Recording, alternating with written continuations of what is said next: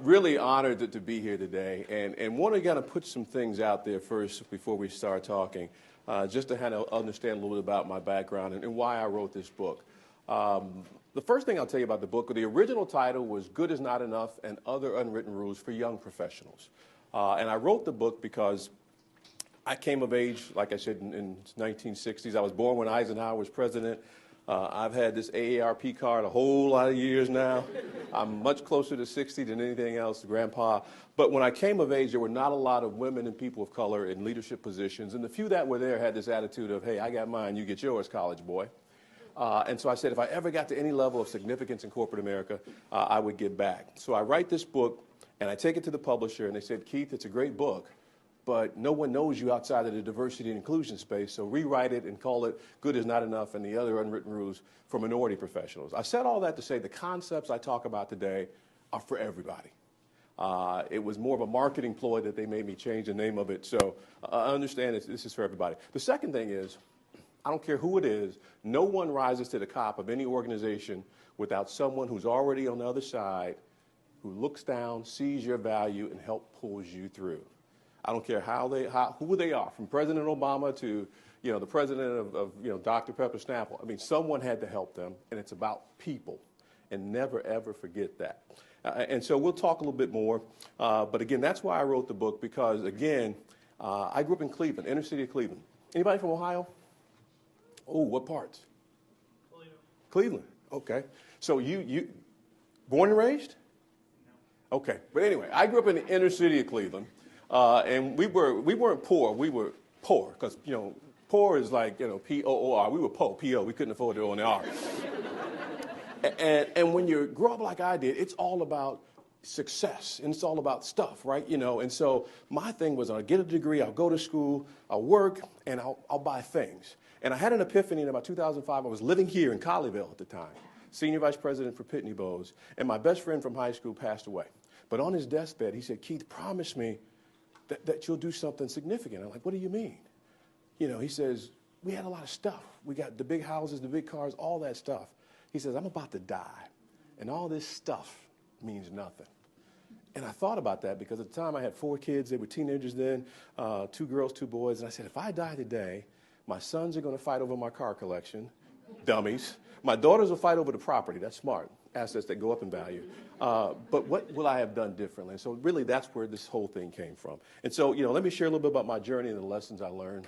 I speak a lot to kids in high school, college, and young professionals. And when people see me, when they Google me, this is the stuff you see, right? On television, CNN, and they think that, I started that way. You must have been, brilliant from day one, yada. Not at all. And so I have to remind them. But before I even remind them, let me take you back a little bit. This was a magazine for Black Enterprise. You recognize anybody in that picture? Other than the guy who's 10 years younger and 15 pounds heavier? See Dina in the corner there? Dina was working for me at the time, and they did a story of me about mentoring. And my thing is, I'm not going to take a picture about mentoring without 2 of my proteges in there. And so that's Dina Rimbert and Curtis Jacobs, the back of his head, 2 of my most successful proteges. So I say that. But again, people think I've been successful. Now, brace yourself. Let me take you back. The year was 1978. I was rocking a crooked Michael Jackson afro, a little bit Michael Jackson, Steve Urkel. Kind of look going.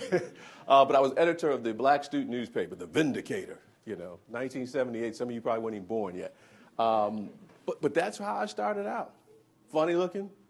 You might say, well, that hadn't changed much. But that's me. And so I was at a school recently, and they said, Keith, if you could go back and talk to your 20-something self, what would you say?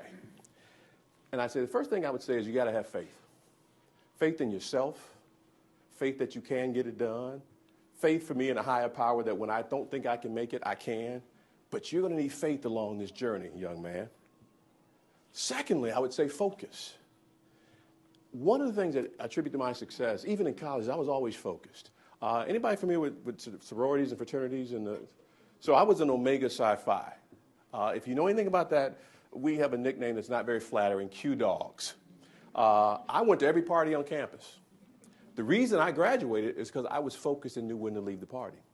I knew I had a final exam the next day or a midterm. And so focus. When I got into corporate America, I said, you know what? I can't do all these other things. I can't sell Amway on Tuesday and play basketball on Wednesday and bowl on Thursday. I've got to be focused. And I would tell that young man to stay focused. The other thing I would say is fortitude. You are going to be challenged in your career. You are going to be pushed. You're going to be told no. And you can't just give up at the first sign of any type of pushback. Again, I have 4 kids, ages 27 to 30, and they're millennials. And I may see a few millennials in the room. And they struggle sometimes when they get pushback. You got to fight through that. Fortitude, you got to have it. Fearlessness. You can't be afraid. One of the things I see a lot of people struggle with is afraid of relocation. People are comfortable. So when I talk to young professionals, I said, look, it's table stakes. If you want your career to advance, you have got to understand and be willing to go and live and do things and go places you may not want to go. I wasn't thrilled in 1986 when they said, we got a great promotion for you, and it's in Detroit, Michigan. And my wife looked at me and said, see you on weekends. It means not being afraid to do different things. I went from sales to customer service, try different things. Be fearless. And then last but not least, in my world favor, I have gotten positions and promotions that I really wasn't ready for when I got them. It was just God's mercy and favor on my life. And so I would share that to that young man. But we're talking about diversity and inclusion. And let me first say for everybody in this room, I define diversity a little different. Most people, when you think diversity, they think of gender, race. No. To me, true diversity is diversity of thought. And companies and people who are serious about diversity look at it and say, I want diverse opinions in the room. And so if I do that, then by nature, I have to have different people, genders, what have you. So that's it. The second thing is you hear this thing about diversity and inclusion, right? I love diversity and inclusion, but I don't think it goes far enough. And here's my analogy. To me, diversity says you get invited to the party. Inclusion says you get a seat at the table. But there's this third piece called equality that says you get the same opportunity to succeed as everyone else. Now, what you do with that opportunity is up to you. But you have to have that opportunity to succeed. I went to my marketing people and said, hey, I want to coin that. And they said, hey, Keith, that's DIE, D-I-E. I don't think that'd be a good phrase for you to market. And so I left that alone. But the fact of the matter is we live in a very diverse world, very diverse society. And so diversity is no longer the nice thing to do. When I was coming along, it was the nice, equal opportunity, affirmative action, quotas. No. Diversity is a business thing. I was in the grocery business. And what made me be successful was that I understood that I had 120 stores that were in different neighborhoods, and I couldn't merchandise them all the same because the way they ate in the kosher community and the way they ate in the Latino community and the way they ate in the African-American community and the way they ate in the African community was totally different. And so we merchandise the store for the community. Diversity is about a bottom line. It's not white, it's not red, it's not yellow. It's really about green. Companies who don't get this, here's what they struggle with. Increased turnover. People leave. You can have a great brand as a company. You can get people to come to your company. If you have a great brand, can you keep them? Morale changes. You go from a high pole. What's a high? You guys use high potential, high pole, someone who's a lot of potential. If you're not careful, you go to a popo. Now, for those of you in a certain part of Dallas, popo is not the police. It is passed over and pissed off. Have you ever had that in your career where you've been passed over by someone that really you knew you had better skills, more qualified, and you get passed over, you get pissed off? Disengaged. I don't know about you, but if I'm not valued or I don't stay anywhere I'm not valued or appreciated. Job, relationship, anything, friendship, so I just don't. Increased recruiting costs. I hear all the time. I consult Keith. We keep hiring them. They won't stay. And I'm like, well, what are you doing to help them stay? I mean, it's really those things that make people really value and say, hey, is diversity really worth it? There's an organization called the Executive Leadership Council. You may or may not be aware of it. It's made of the highest ranking African and African-American leaders in the country, people like Ken Chenault, people like Ursula Burns, people like Don Thompson, people like Keith Wyche. You can only be 2 to 3 levels from the CEO. It's the creme de la creme, so to speak. And we said, hey, let's help this next generation understand what's important to be successful. So we took a survey of ourselves, and we agreed that these 4 leadership skills were number 1, communication, leadership, executive presence, team building. We said 98% of us agree that ambition, hard work, and that's important because I got millennials, and well, I love my children, but they were that Nintendo instant generation. They got everything. When I ran track in high school, it could be 20 people in the race. It was 3 medals: first place, second place, third place. When I played basketball, it was 12 of us on the team. The 5 or 6 that could play played. All right, my boys come up. 10 people in the race, 10 people get a trophy. 10 people get a ribbon. Basketball game, every kid has to play a certain amount of minutes. That's not real life. And so my oldest daughter, she's 30 now. She had her first job out of college. And, 6 months later, Daddy, I should be a VP by now. Excuse me?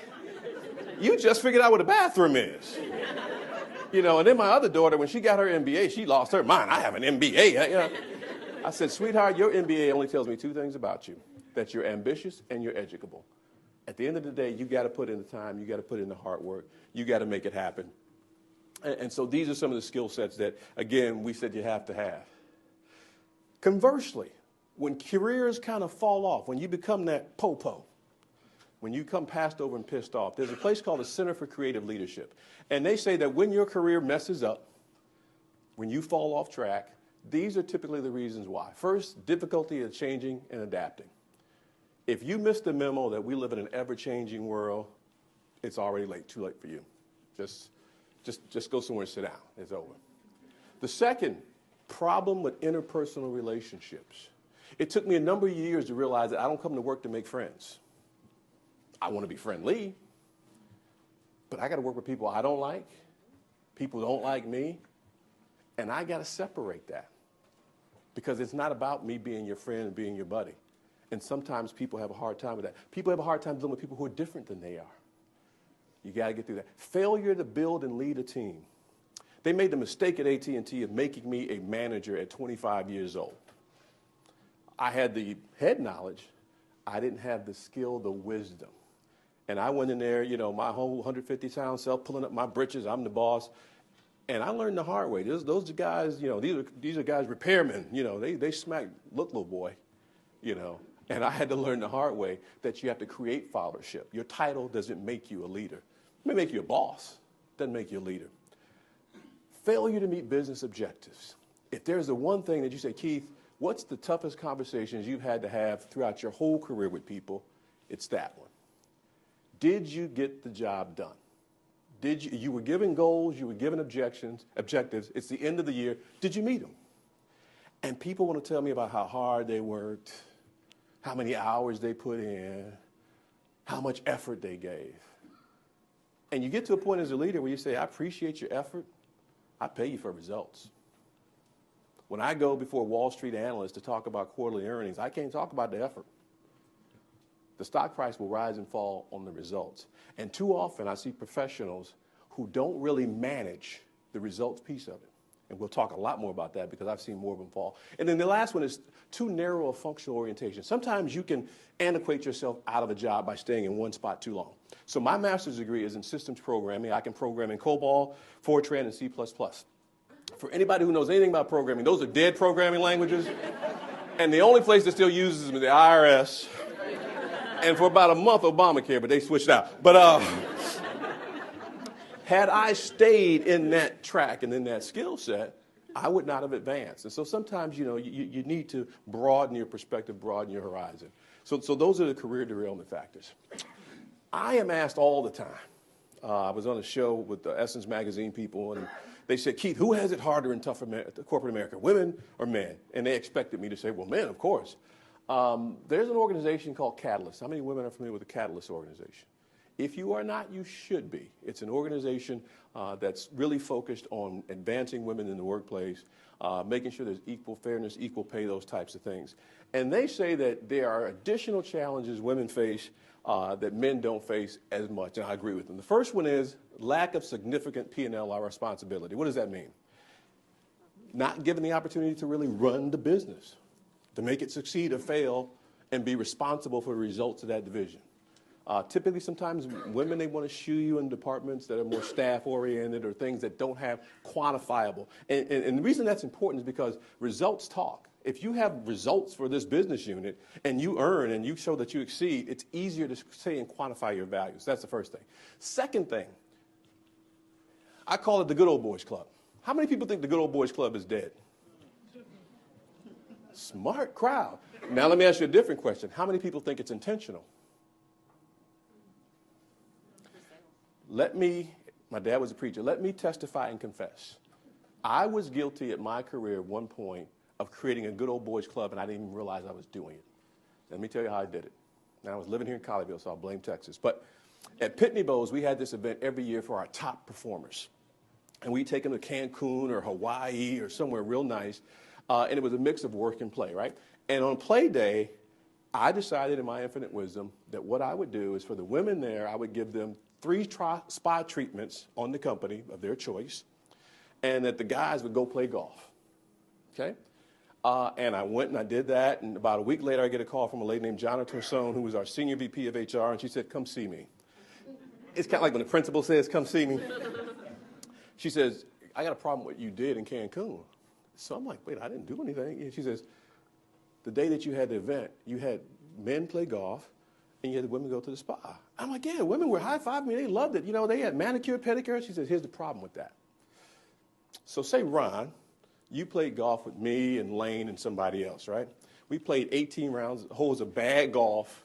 We went, smoked cigars, 19th hole, got to know each other. Your name, young lady? Yolanda goes to the spa. She gets a manicure, pedicure. She snuck in a massage on me. I mean, here's the problem with that. 6 months later, there is a job that they are both interviewing for. They're both equally qualified, and Lane and I are the decision makers. Guess who has a leg up in that scenario? Ron. So I created this Good Old Boys network without realizing it. So she said, from now on, you got to let people self-select what they want to do. And I said, you know what, that's great, because my golf game is horrible. So, from now on, I'm going to be at the spot getting my eyebrows done. But that was a way where I was not intentionally setting up a Good Old Boys network, but I really was, and so we had to change that. Stereotypes, this is one that's tough. Again, I got 2 daughters in corporate America, and confidence on a leader looks good on a man. Okay, people love confident leaders and strong leaders, swag, as my grandson says. But when a woman does it, it takes a different turn. So one of the greatest female leaders I know was Margaret Thatcher. What was her nickname? The Iron Lady. Think about that.